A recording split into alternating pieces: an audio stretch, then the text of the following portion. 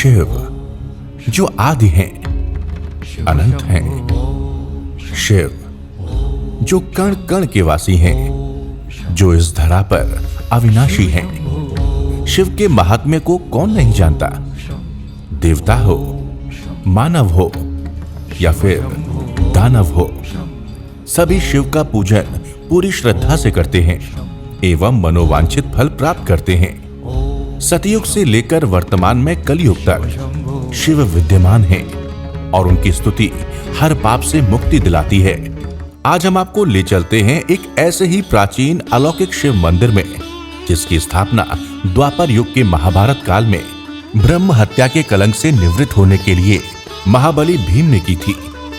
भारतीय पुरातत्व सर्वेक्षण विभाग के अंतर्गत संरक्षित ये स्मारक श्री पृथ्वीनाथ महादेव मंदिर उत्तर प्रदेश के गोंडा जिले में शहर से करीब 33 किलोमीटर दूर खरगुपुर के निकट स्थित है।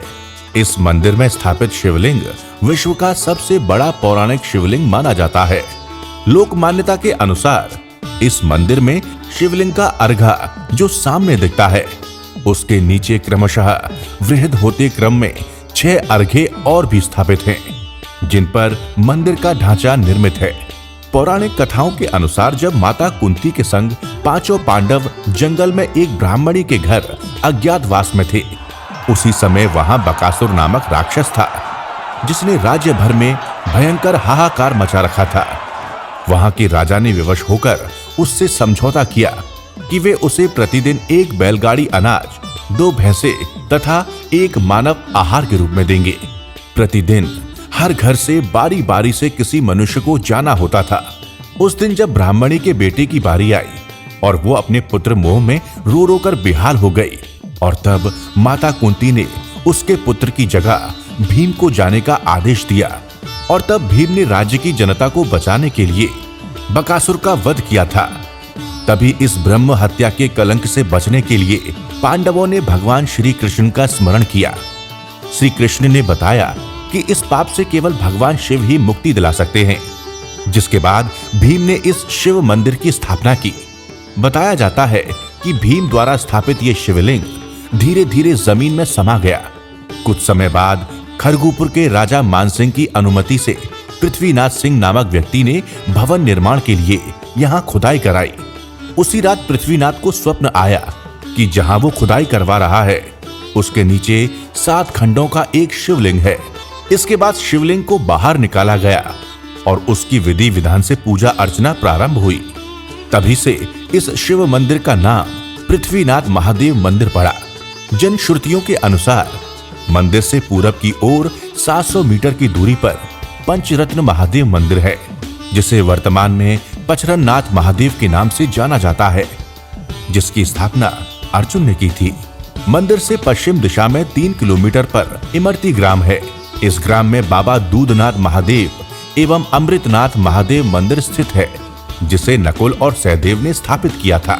मंदिर से लगभग 3 किलोमीटर पर लोनावा दरगाह गांव में लोकनाथ महादेव मंदिर है, जिसे धर्मराज युधिष्ठिर ने स्थापित किया था।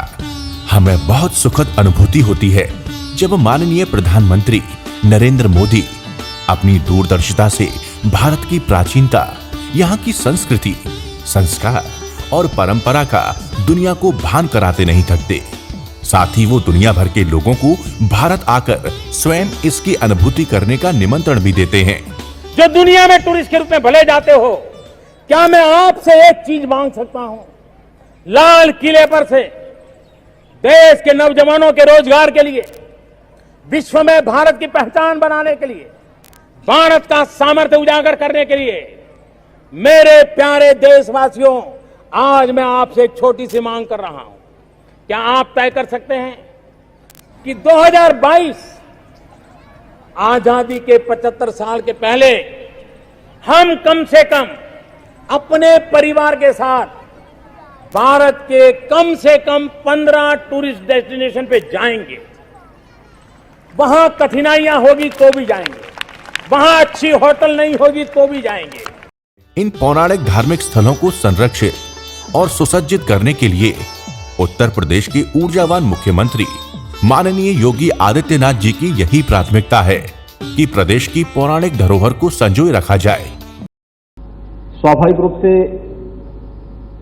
पर्यटन के लिए जो संभावनाएं होनी चाहिए, मेरा ये मानना है कि पूरे देश के अंदर सबसे अच्छी संभावनाएं उत्तर प्रदेश के अंदर मौजूद हैं। हेरिटेज टूरिज्म और इको टूरिज्म की अनेक ऐसी संभावनाएं और उसके स्पॉट हम सब के पास पहले से मौजूद हैं। इसी प्रेरणा से गोंडा के जिला अधिकारी डॉक्टर उज्जवल कुमार द्वारा इस मंदिर परिक्षेत्र को धार्मिक एवं ऐतिहासिक पर्यटन केंद्र के रूप में विकसित करने का संकल्प लिया गया है।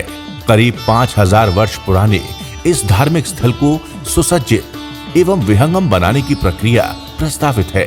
पर्यटकों की सुविधा के लिए मंदिर परिक्षेत्र में समस्त प्रकार की आवश्यक अवस्थापना सुविधाओं का विकास कार्य प्रारंभ किया गया है, जिसके लिए aerial survey, total station survey तथा आर्किटेक्चरल डिजाइनिंग का कार्य पूर्ण होकर निर्माण कार्य प्रारंभ किया जा रहा है।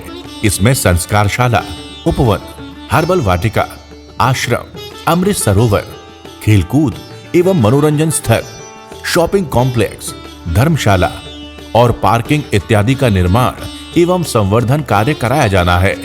आने वाले समय में ये स्थल संपूर्ण सुविधाओं से सुसज्जित एक ऐतिहासिक पर्यटन स्थल होगा। यहाँ देश विदेश से आने वाले श्रद्धालुओं एवं पर्यटकों को समस्त आवश्यक सुविधाएं उपलब्ध होंगी तथा बाबा पृथ्वीनाथ महादेव की कृपा से मनोवांछित कामनाएं पूर्ण हो सकेंगी। इसके साथ ही ये परियोजना मंदिर क्षेत्र के सभी वर्ग के लोगों को रोजगार के कई आयाम भी देगा, चाहे वो महिला हो, किसान हो, कलाकार हो, कारीगर हो अथवा युवा हो। रोजी रोटी के लिए किसी को अपने गांव को छोड़कर बाहर नहीं जाना पड़ेगा और उनके उत्पाद, उनकी कलाकारी व उद्यमशीलता को देश विदेश में पहचान भी मिलेगी, जो लोगों को उत्कृष्ट बनाने में नया आयाम होगा। हर हर महादेव।